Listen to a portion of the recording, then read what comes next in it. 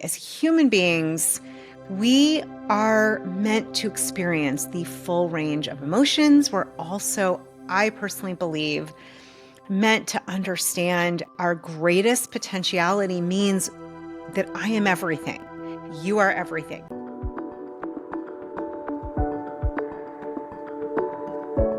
Welcome back to the You-est You podcast. I'm really grateful to be here with you. I'm Julie. I am your host. And today's episode is really, really personal. It goes real deep. It is definitely one that I don't think I ever really thought I would want to have here on my show. And for me personally, it's a marker of how far I've come in the personal work and spiritual work that I've been doing with myself. And I really hope that what I'm going to share with you helps you as well to feel supported and not alone, especially when it comes to doing shadow work. We are talking all about shadow work today. And I want to share a couple things. Number one, we are right in the middle of Scorpio season. The Scorpio astrological sign is right now, which I will get to later. I'm going to share something that was pretty transformative and powerful and shocking to me about the Scorpio sign and learning about myself. So the Scorpio astrological sign, what I do know, as I've said before, I'm not an expert in astrology, but I've studied quite a bit. And this sign, it's a water sign. It's a fixed water sign, and it tends to really focus on the depths, the darkness, often the shadows that we may not want to look at. Maybe you do. It often, with Scorpio, most people in this sign tend to be very intuitive, sometimes have high psychic abilities. There is a huge focus on really looking for what's there, what's deep. Like people with Scorpio don't like staying on the surface conversations, which I am one of them. Do not like it, don't do well with it, and like to go to the deep end of the pool, so to speak, and really uncover truth. So the Scorpio is the symbol. Something that I have been learning about is the evolved version of the Scorpio is actually the phoenix rising out of the ashes. Scorpios tend to love transformation, like going through challenges and coming out, transformed. And so the phoenix is the evolved version, the symbol for someone who's a Scorpio and has gone through that dark night of the soul, that inner transformation. Come back to this because this all has meaning. It has meaning for me, and it might really have meaning for you. So staying true to today's topic and what I want to share about, and really bearing some things that are very uncomfortable for me, but I totally and truly believe the more that you and I are able to be vulnerable and to lay our ego down and kind of share about ourselves in ways that are not always of the highest, most positive ways, it's really powerful for my healing and my transformation. And I know that for you as well. I've known this from the work I've done over 25 years of inner work, coaching, working with many, many, many clients around doing this kind of inner deep shadow work. And of course, doing it myself, but really diving into it in the last couple months. And so in honor of that, I thought, you know what? I'm going to show up to today's interview. If you're watching this, if you're listening, then this really won't matter. But I was like, you know what? Screw the shower. I'm not going to do my hair. I'm not going to put on makeup. I'm just going to show up as I am. Just going to show up as I am, because that's what it can feel like to do shadow work, is really raw, real, exposed. And I thought, I'm going to show up exposed. What the heck? So today, really for me, it's honoring the totality of who we are as human beings, right? As human beings, we are meant to experience the full range of emotions. We're also, I personally believe, meant to understand our greatest potentiality means that I am everything. You are everything. So I'm going to come back to what this means and unpack it for you. But I want to say that for many of us on this path of personal growth and development and spiritual I don't want to say advancement, but really tapping into your higher consciousness, right? And spiritual connection. I love so many of the spiritual teachings and focus out there, especially anything around being quiet, mindfulness, easing your mind, meditation, developing fertile soil to plant seeds of what you want to manifest. And there's so much out there right now on manifestation. One of the things, though, that I think can get lost and can be actually a detriment to each of us is some of the misinformation about manifestation. And I know that I am somebody who really feared and bought a lot of this idea that to manifest what you love, you cannot use words or speak negatively about anything, about yourself, about what's happening in your life. And that if you do, it's going to gain momentum and you're going to manifest that. You're going to create that. So using that as a premise, now maybe you have a different way of understanding manifestation, and there's a lot of ways to look at how we're manifesting. But I know there's a lot out there that talks about and that really gets to the point that you really shouldn't use negative words, anything negative, right? Even when we are on that, the full emotional guidance scale, the Dr. David Hawkins emotional scale, Abraham Hicks uses it as well. The very bottom is despair, and the very top is love and joy and compassion and, heart and all of those qualities and emotions we like to feel. So for me, I am somebody who was definitely raised in a home that we didn't really learn to process or have negative emotions, right? Like my mom would typically, and I'm not blaming her at all, but I've been looking at this, would just either not admit anything other than she's fine, or, it was always like, it just always had a positive spin to it, which, really can kind of after time fall into that toxic positivity camp. Because then, for me, I know I really didn't learn how to process anger or grief or frustration or any of those emotions. And as I've shared here before, you might be like me. For me, I turned to food and sugar. That was my comfort, my solace. That was the way I soothed myself.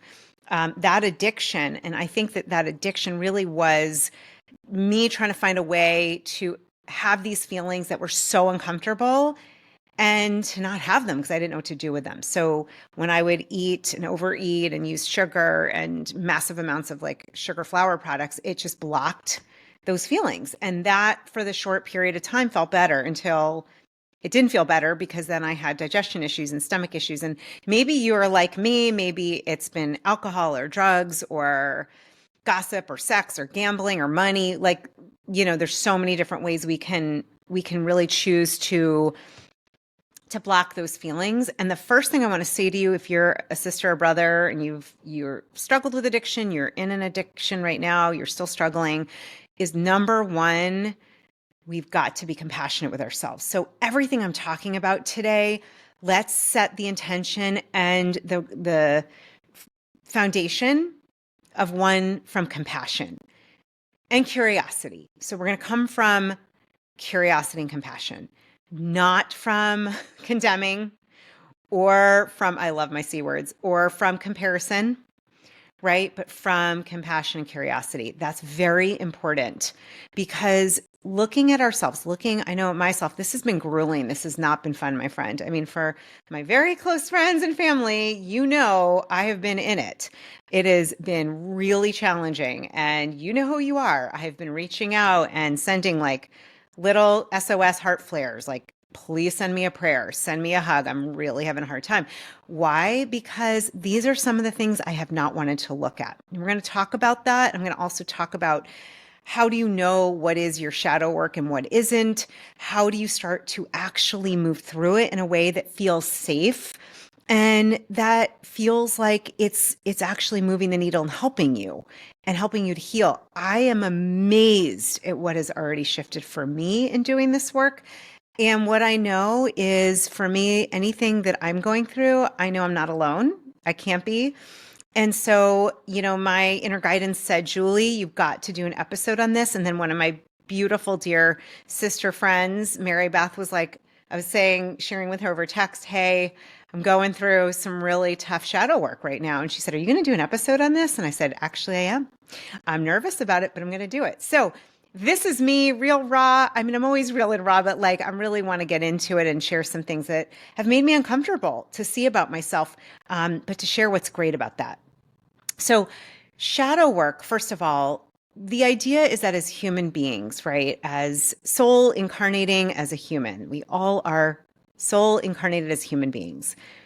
We are meant to have the whole gamut of experience of emotions. And because we live in a world that has polarities, you can't experience the goodness, the highest of highs without also experiencing some of the lowest of lows and the depths of challenge and darkness. Now, I'm not saying, because this was my fear. Honestly, my fear was, oh God, I'm going to keep going there and I'm going to stay there and I'm not going to get out. And that might be you too. And if so, I'm sending you the biggest hug. And I want you to know that's not actually what happens. And I'm not saying that to stay in this victim mode. That's not what this is either, right? Compassion and curiosity is very different than blaming, shaming, comparing, and staying in victim mode. So we want to go into this lovingly and compassionate for ourselves, because for many of us, especially if you're highly sensitive, if you're an empath, if you've struggled with addiction, right? You've probably stuffed down or shoved down some of the feelings you've had that are uncomfortable. And I want you to first know that that's okay. There's nothing wrong with you. That is often you could call it, that part of you, ego, that part of you that wanted to keep you protected and safe. There's a real reason for that. And part of this work is really dismantling the ego and really shifting gears so that, your heart, your inner guidance can lead you. And this happens over time. I want to first say that one of the most important aspects of this work is being kind to yourself, compassionate and curious. As I said, I am a huge believer. I've been reading through and going through the activities. I'm a big fan of the book, The Dark Side of the Light Chasers by Debbie Ford. She is an incredible teacher. This book really has been guiding me. I will make sure to leave a link in the description, especially if you're on YouTube. That will be below. Check it out. You can get it on Amazon or you can get the audio. I've been listening to her and then taking notes and working through all of the activities, and they're really flippin' powerful. And what I loved is she's just like you and I. She was like, this is the last thing I wanted to look at. But I know for me, I started to notice triggers in my life, right? I started to notice triggers in my life. And I thought to myself, and I wonder if you hear yourself in this too, like, all right, Julie, you've done so much inner work. Like, I mean, thousands of hours. Like, why are you still getting triggered? Why is this experience triggering you? Right. And I started to feel like, what is happening? Why am I finding myself triggered and upset and hurt and angry? Not that those emotions in themselves there's not a problem with them, but I was noticing it kind of snowball. Right. And, there's some situations that I've been looking at in my life. I have a stepdaughter with special needs, and she has autism, and just starting to look at, as my kids get ready for college, like what are some of our choices as she starts to get to be close to, her late teens, early 20s. It's very different for someone with special needs. And what is the level of care, and what are my husband and I, going to do about that? And that started to bring up a lot of different feelings. And then looking at a situation that had happened in my life with somebody who I felt just had this negative encounter with that doesn't happen often. And I was so triggered and so upset and so sad. And I went into people pleasing, and I just spun out of control in my thinking, feeling like, what can I do to make this person like me? And I started to see, oh boy, all right, the people pleasing, having people like me, that's coming up. So there were a bunch of different things happening. And finally, I started to realize, okay, pay attention, Julie. So I also want to remind you, and this is something you've probably heard before, and I really do believe this, one of the best perspectives that we can have in our life, I look at each of us as having a specific curriculum, like an earth school curriculum. You and I, we all have our individuated, divine individuated curriculum. So it's going to look different for each of us. But what I've learned is that anything that shows up, anything that triggers me, right? Obviously, for me, when they're a positive or exciting or happy, joyous event, it doesn't tend to get my attention in the same way. But when something gets your attention, when it triggers you, I want you to consider that there is some serious gold inside that challenge, that difficulty. And I'm not saying that from like a Pollyanna, sugar coating things over, toxic positivity, because what I am seeing from this experience is you must go fully through. We know this with any kind of healing, you got to go through to heal, right? But there is gold. There is gold in everything. And that's what's been happening for me as I've been going deep into this. Oh my gosh, I was so embarrassed that this person doesn't like me, and the shame, and oh my gosh, the amount of angst that came up. It was like, what is going on? I feel like I'm like 13 years old. And then I saw, oh, isn't that interesting? When I was 13 years old, I had a situation happen, right? In junior high that was kind of similar with somebody, a girl with a group that I used to be friends with. And she, said that I was following them and annoying. And oh my gosh, I like remembered that trigger and realized, okay, that has not been healed. So I'm going to pause for a minute and share a great visual that I got from Debbie Ford's book because it really helped me. And then I'm going to start to talk about how you can move through your shadow, doing your shadow work, and how you can move through your triggers in a way that is not going to manifest negative things, but is actually going to do the opposite. Because what I have found is that as I have allowed myself to fully own the darkness, right? This is part of being your You-est You, your whole self. As I've embraced the darkness, right? The parts of me, the shame, people pleasing, feeling sometimes like these old stories about being a loser or annoying, right? Or poor, because of how I grew up. All of these different things that bring up fear. I used to have a lot of fear of being overweight, right? And noticing them and not judging them. So as I've been working through them, it's been amazing. It is the opposite of what I thought. I don't want to give it all away, but I can tell you it's been nothing short of a miracle. And as you probably know, one of my favorite courses and books to work through is A Course in Miracles. And let me tell you, my friend, doing this with A Course in Miracles is a game changer because, of course, we go back to the basis of a miracle is changing your perspective, changing your perception. And when you really do shadow work, as I'm describing, and again, the book by Debbie Ford is just, I highly recommend, it'll be in the description, you will be learning how to have complete wholeness, how to be able to acknowledge your fullness, your wholeness, your divine potentiality. The divine is everything. So I'm going to share with you a great metaphor that helped me to understand what is happening when we get triggered. Okay. Because your triggers, I want you to start thinking of your triggers as like little gems, like little sparkly gems. If you know me by now, you know I'm visual and I love emojis. And I always think of that like blue little gem.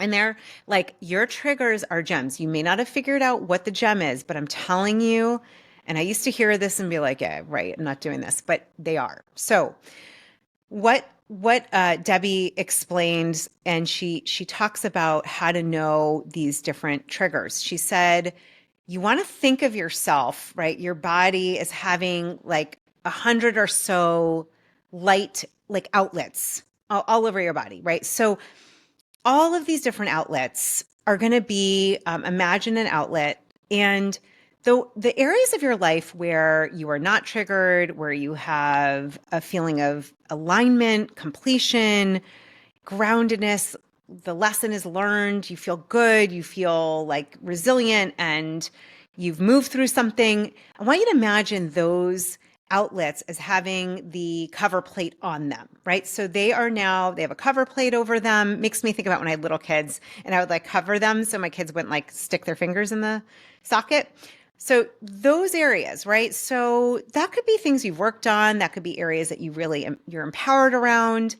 Great. Those have cover plates on them. Now I want you to think about the other outlets on your body, right? We all have them that do not have cover plates. So these are going to be what you know as quote unquote your triggers. So it could be jealousy, anger, right? It could maybe you feel less than, unworthy.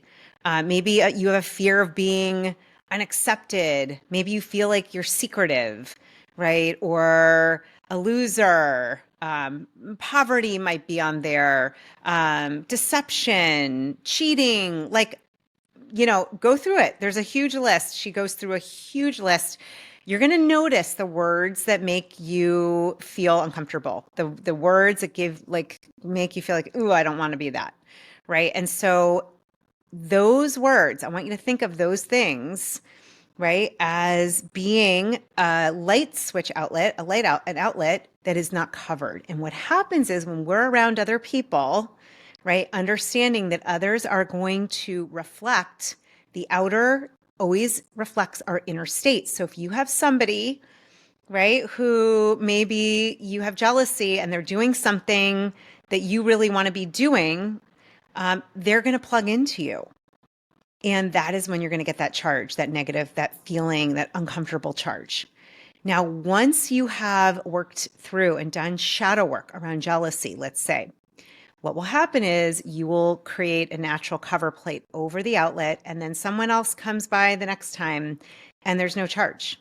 And you're going to start to notice that doesn't happen in your life as much. I'm sure you've seen this in certain areas that you've already worked through, right? So I'll be really vulnerable here. I keep saying that I really am also always vulnerable with you, but I'll give an example. So for me, and again, I hope this doesn't trigger you, but if it does, I would encourage you to do your work on this. I have two that come to mind.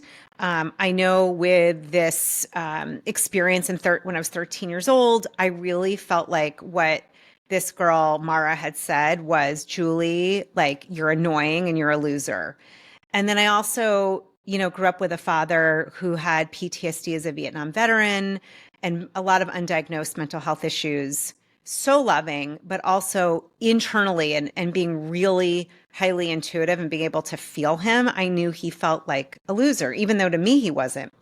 So there's something about that wording, like feeling like a loser. And if, the situation I told earlier with the person who was upset with me, I went into, oh my God, I'm a loser. And it really triggered me. Right. So one of the things, so my outlet, that light switch, that light outlet was open. There's no cover plate on it.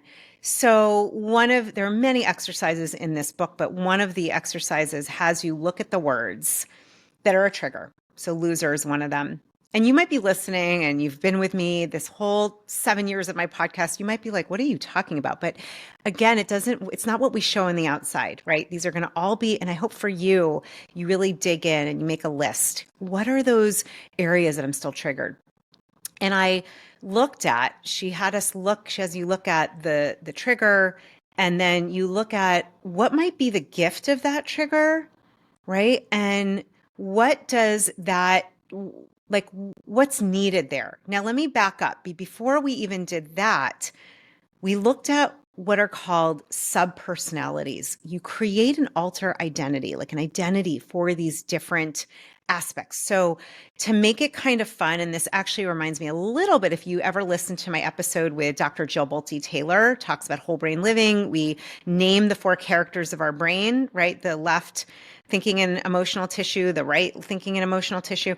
It's similar. You're going to name these parts of you. And there's a lot of different ways to do this. So I thought of cute names like Loser Lena, right? Loser Lena was one. And so I would imagine I'm on a bus. I have all these different subpersonalities. I had loser Lena. I had jealous Jill. I had poor Paula. What was the other one? I had pathetic Patty. Like, I named them all. Okay. And I have a list. So if I don't remember. And I would let my intuition guide me. I'm on this bus, and I would imagine one of my subpersonalities coming over to me and tapping me on the shoulder and saying, Julie, I want to talk to you. We get off the bus. So cool. You can do this. And loser Lena, we're sitting together, and I actually had this image of kind of like what I looked like when I was 13. And we're sitting there, and I asked her, "What do you want me to know? What do you want me to know?" And what I heard from her was, "I am tenderhearted. I'm giving you the gift of being tenderhearted and compassionate." And I was like, "Oh, that's interesting." Because I was judging her and it was making me uncomfortable. And so you write the gift. And I said, "Well, what do you need?" In my mind's eye, in my meditation, what do you need? And she said, "I need you to be compassionate with me." And so that has been really powerful. I've been doing that with all of the different aspects of my shadow. Right? We're going to talk about in a moment. I'm going to talk about why it's so important to do this work and the healing potentiality for your body, your mind, your spirit.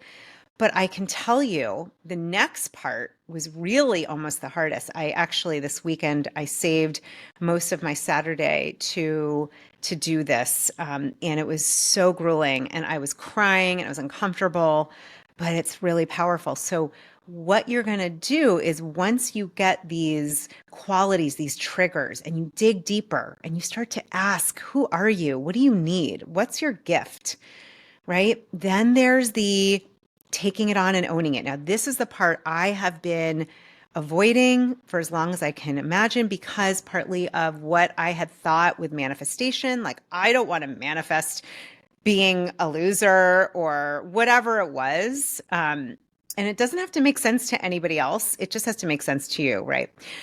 Hey, my friend, it's Julie. I am so excited to share that we finally have You-est You teas available. We've got You-est You swag, and you can get them now from November 11th, yes, 11/11, until December 3rd. That's Giving Tuesday. Go to juliereisler.com/swag. That will also be down in the description. You have an array of colors, and these are fantastic holiday gifts. So for yourself, for friends, for loved ones, anyone that you want to inspire. When you wear your You-est You tee, you are literally sending the message that we are all worthy of living our most authentic lives, that within each of us is that divinity and potentiality, and that being your truest You-est You is a gift. I want to share also that a portion of all the proceeds are going to the HeartMath Institute, an amazing organization that studies and researches and helps humans to elevate their consciousness and unlock their heart intelligence. So go to juliereisler.com/swag to get your You-est You tee right now. Definitely take a pic, share it on social media, share it with me. And thank you for being here, for being part of this community, this soul family, and for doing your part in inspiring the world. So you actually are going to say out loud the whatever it is. I am a loser. I am jealous. I am ugly. I am whatever it is, right? I am sloppy. I am lazy.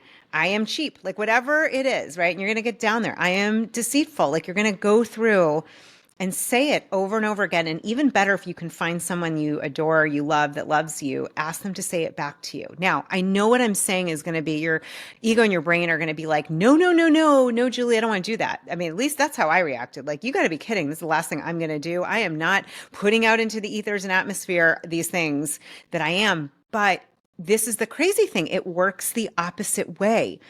As I've been owning it, what I can tell you is that as you own these disowned parts of you, and if you've done any kind of inner family systems, IFS work, parts work, anything like this, you know that we want to lovingly bring back all these parts. And what you are learning to do, what I'm learning to do, is to see your wholeness. Remember, you are a divine aspect of the all-beloved creator. The beloved creator, God, higher power, whatever you call it, it encompasses everything. So if you and I are of the creator that encompasses everything, knowing it comes from an all-loving, always loving force, but it encompasses everything, then for you and I, for me to be whole and understand my wholeness, then I need to embrace the everything in me. Now, this is where it gets interesting, right? We are right today. If you're listening on this Tuesday, we in the States, our election is today. Our presidential election is today. And I'm not going to get into like either side or the candidates. I don't have no interest to do that. However, wherever you are, especially if you're in the States or maybe you've just been reading about it and you have an opinion, something that can be really helpful is to get that you have exactly the qualities of either candidate, the one that you really like, that you endorse, and the one that you don't, either side, right? And so part of what I know that Debbie does in her book, and that I've always, this is something I have done in the past, and I find it very helpful, is peel back the personality of it and go to the understanding what's behind it, right? So if there's somebody who is arrogant, right? Really arrogant, really pompous.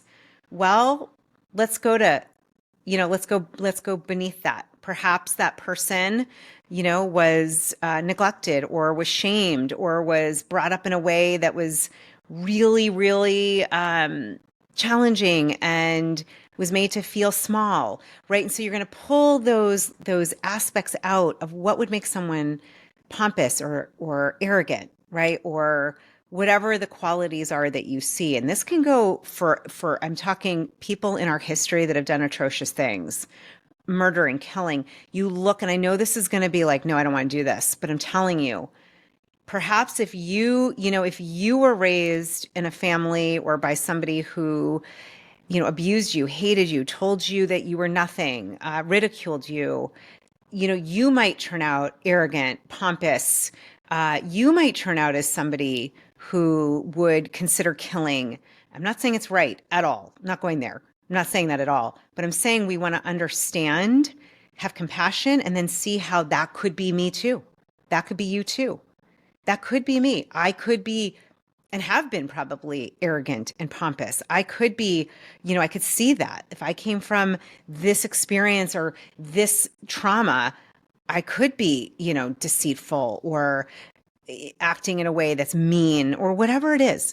So when you start taking on those aspects that you absolutely are repelled by, and this, I wish I understood it better in quantum physics and energetics of our universe, but what I can tell you is when you take on that everything exists in you, the potentiality, doesn't mean, thank goodness I have never done many of the horrible things I'm talking about, any of those.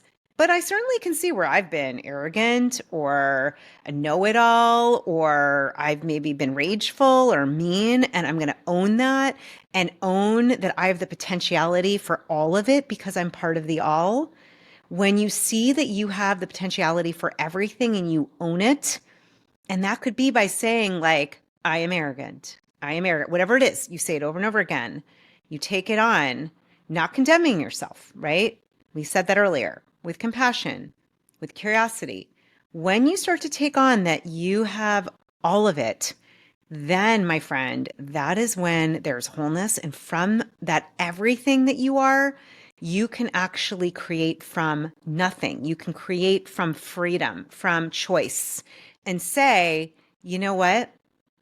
Now that these outlets are covered, the cover plate is on there, I am choosing to be somebody that is a stand for kindness, for love, for peace. Even though I might have this fear of not being liked, right? Even though I might sometimes feel like a loser or feel pathetic or whatever these words are, or jealous, I'm going to choose a different way of being. And I'm going to look for the gifts. And so rather than disowning parts of yourself, I'm going to look for the gifts. And I started to do that. And I'm telling you, there is gold, there is a gem in every part of our shadow work, of what we would consider the lower half of those things and emotions that we do not like to feel. So I would love to hear your thoughts. You're welcome to share, especially over on YouTube. Amazing, amazing community. Thank you for hanging with me there. I love to respond to all of you. Like if you've gone through shadow work, what have you learned? What are you getting from this? Maybe you're trying it.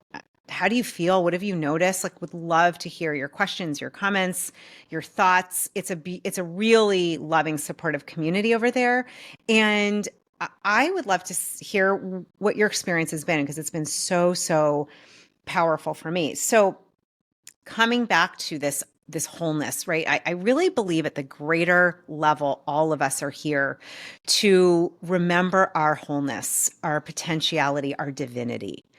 And, I'm wearing the shirt Be Your You-est You. Side note, I'm going to be selling these shortly. As of next week, we're going to have these on sale for the holidays for you or for those that you loved in different styles, or the raglan tee. And it's something that I really believe in is, being your you-est you means embracing all of you and loving all of you. And I know that this is not always easy work. But this wholeness, this is what heals. This is what heals your body. This is what heals your mind. This is what the Course in Miracles talks about completely, right? One of the lessons is I'm seeing only from the past, right? I'm not coming from the present. So when we come from the past, it's unfinished business versus staying in the present moment and looking and seeing, okay, I might feel right now like I'm triggered, right? I'm feeling it could be, for me growing up, as I said earlier, with my dad who struggled a lot. We grew up in a very affluent area and struggled with a lot of, I would say, you know, poverty to some level. My dad was in and out of jobs a lot. It was really embarrassing. So for me, shame is a big one that can come up, especially around money. Um, and a lot I've noticed for myself has, you know, in not having covered that light switch yet fully, proving to myself that I can, make a big difference, be successful, save money. My dad, bless him, spent, all of our money and then some. He was in and out of jobs. It was really hard for him. I think he tied his worthiness with his finances. And that's a trigger for me, right? So anytime I feel a sense of like, poverty, which I understand is not poverty in the greater sense, but when it feels that way, or if somebody is doing something that feels like cheap or, acting like they have no money around me and, family and that kind of thing, it triggers me, right? But that's part of the work I'm doing. And that may not be for you, maybe something else. But one of the things actually on my walk this morning, I asked, I have poor Paula, and I asked her, what is the gift? And it was so cool. I saw this image of this woman. I grew up in Massachusetts outside of Boston, and I saw her with her Boston accent. And she's like, Julie, in her accent, she's like, you're resourceful. You're resourceful. You're resilient. Like she went on in this Boston accent. It was so fun. And it really lightened it, but it also helped me to see, oh, these are some of the gifts. For me, I started a business 10 years ago from nothing. I started this podcast from an idea. And part of growing up with a lot of financial insecurity was I always had a lot of jobs. I was always very resourceful, resilient. I knew how to take care of myself. And that's become second nature. And those are gifts, right? So that's what I mean. There's gifts amidst the shadows, amidst these challenges, these things that we may not want to see or like about ourselves. And the beautiful thing about this work is, it's not about staying in the depths of darkness forever. Like it's not about, if I'm affirming, let's say, I said earlier, I am pathetic or I am poor, whatever it is that brings up fear, right? I can even feel it as I say it, like, I don't like that. But there's something about when we do that, it's the opposite of what I thought. It's the opposite of what you think. You are, number one, there's a desensitization with those words, but also there's a realization that we are our fullness, our wholeness, that we like, the divine, the universe, we're everything. And that wholeness, to be able, again, to feel and experience the highest of highs, your fullest potential, we've got to also go to the depths. Hope that that's making sense. I am happy to do more episodes on this. And talk more. There's so many more things to understand. I do recommend the book, Dark Side of the Light Chasers, and a huge shout out to Barbara Stanley Houston, who has been a mentor and a very special friend of mine who has been walking me through this. And I want to share, I'll end with something that really like brought this all back together and made me kind of take a moment, pause, and just it was so uncomfortable, but so good. It's actually why I'm wearing this necklace here. If you're listening, I'm wearing a necklace with a Scorpio symbol. So I love astrology. I started this conversation, this episode about astrology, and I was at lunch last week with one of my dearest friends, soul sister, Ashley, who is a PR, just media maven and used to be a TV producer and just really savvy, and also a life designer coach with me, and just an amazing human being. And also with our friend Eileen, who is a weather woman. She does the weather in the DC area and hosts the lifestyle segments for a local DC station. And we met for lunch and we were talking, and Eileen is really steeped in astrology, and we were talking about astrology. And I was saying how, talking about that we're in a time of Aquarius rising, and my rising sign is Aquarius, and I'm a Sagittarius, and my kind of connection to these different signs. And then she said to us, actually, there is a whole philosophy around astrology that follows the Vedic astrology kind of dogma or background. Vedic coming from India, thousands of years. She was talking about how the earth wobbles, and actually our Western astrology, there's another type of astrology to consider. Vedic is the same, and I forget the name, but basically that our signs that we think are our signs. So my sun sign being Sagittarius, actually your sun sign would be the sign right before it, which is Scorpio. And I was like, oh no, that is not the one I want. That is the intense one. The symbol is like the underworld of Hades and the dying and death and like darkness. And I'm like, no, no, no, no, no. I like being a fire sign. I like being a Sagittarius. And then we looked at, all of our signs, and I saw my moon is Pisces, and I'm like, okay, that makes sense. And my rising is Capricorn. So you would take whatever your signs are and you would go one before that. But I realized the fear of being a Scorpio, and I love I have one sister, Emily, and I love her so much. She's a Scorpio, and like we've talked about it, it's an intense sign. So I'm like, no, I don't want to be a Scorpio, please no. And then it's funny, I looked at my chart. My chart has Scorpio in it now, but when I looked at my chart, what she was referring to, it's like 5 out of 10 of them are Scorpio, something like that. And most are water. I mean, I was like, oh, no wonder with the intuitive psychic abilities, like it's right here. But really, I took a moment, composed myself, went to the ladies' room, and like literally felt my body shake. Like my identity has been so wrapped around like I'm this Sagittarius, which is like, travel and life of the party and social and yay, it's very positive. Not that, first of all, there's positive and I'll say positive and negative attributes to every single sign. And Scorpio is a fantastic sign because it is all about depth and intuition and psychic abilities. It just has a lot of darkness to it. It just is known for that. So I realized this is so important for me to really accept. It's about acceptance. That, after all of what I've been saying, it's about accepting yourself. Exactly, all of you, all of it. And so I came back to the table and I was like shaking, and I told my friends, I said, oh my gosh, this really does fit, and it feels really uncomfortable, but it's something I really want to sit with.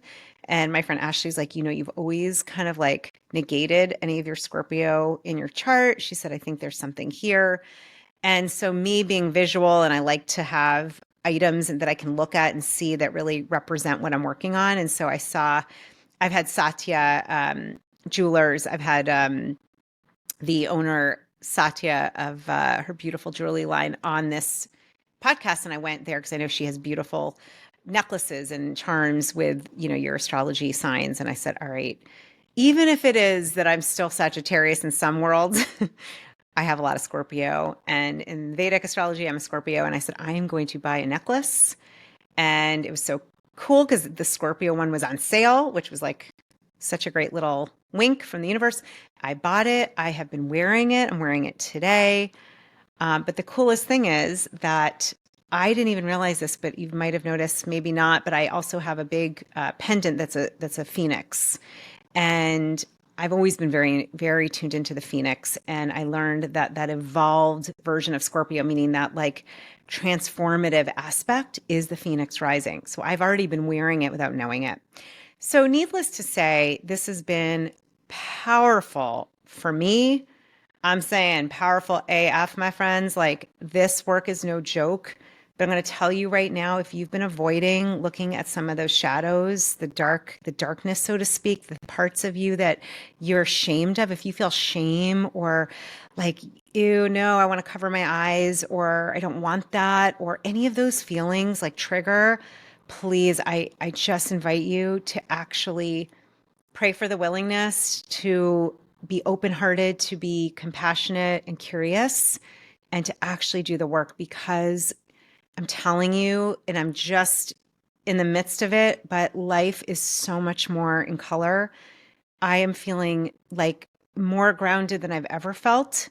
And I've done a lot of work already, but this kind of work is so powerful. And it is going to help you to feel embodied as a human being in the totality of your divinity and of the potentiality, the wholeness. I really think it's a path to wholeness and to healing. So my ending to this, I'm going to pull a little intention card for us, but I really, really encourage you to have the courage. I encourage you to have the courage to do this work within yourself.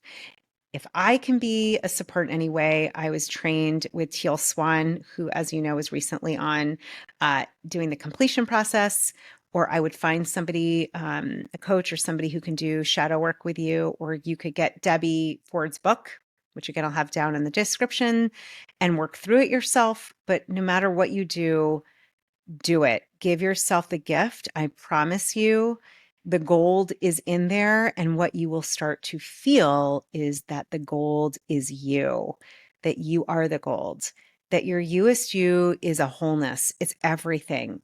And that you get to choose. But it's hard to choose when our triggers are running the show. It's hard to choose when there is a, false belief or trigger that we believe is true about ourselves. And we're coming from, I don't want to be that. I'm going to do everything but be that, because that's not freedom. And this really is about freedom. So I hope that was helpful. I hope that gives you a grounding and a basis and some inspiration to do this work. And then I'm going to end now with, I'm going to pull one of the You-est You intention cards. I'm just going to ask my team of light and higher self to pick a card that is of the highest guidance for everyone here. All right. It's the last card of the deck. Let's see what this is. And there you go. This is such a great, this ties it in. The card is, if you're watching, you'll see it, is growth. Growth. I honor, this is so perfect. Love this. Just listen. I honor that all transformation and evolution comes from growth. Nature loves growth, and I'm learning to love growth. I'm growing in every moment that I am present, conscious, and recognizing how growth has served me. So you're going to ask your You-est You, how has growth served me? Where am I in the midst of a growth spurt right now? That is exactly what shadow work is about. Growth. What is a new way to embrace growth? Which areas of life would I like to grow most? My friend, I think of you really as soul family, as a sister or brother from another mother, from wherever you are listening to this. We're here together on this journey. We chose it. And I really believe it's to come back home. It's to come back home to our wholeness, to remember who we are, to remember that we are of this great all-loving force, the beloved, the divine, higher power, God, whatever you call that, the universe, cosmic force.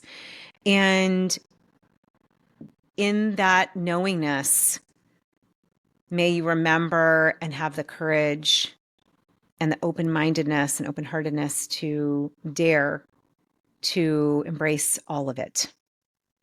Please let me know Let me know in the comments, respond back. I'd love to hear your experience with shadow work, what's helping you here, what you got, your takeaways, what are the gems in some of your experiences with this work, and any questions you have.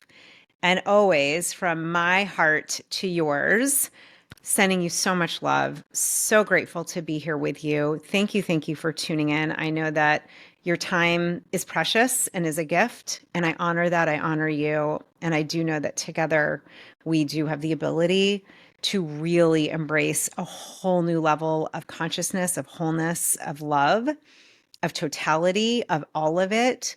And that from there we can truly, truly add our heart mark on the world. See you soon. Love you.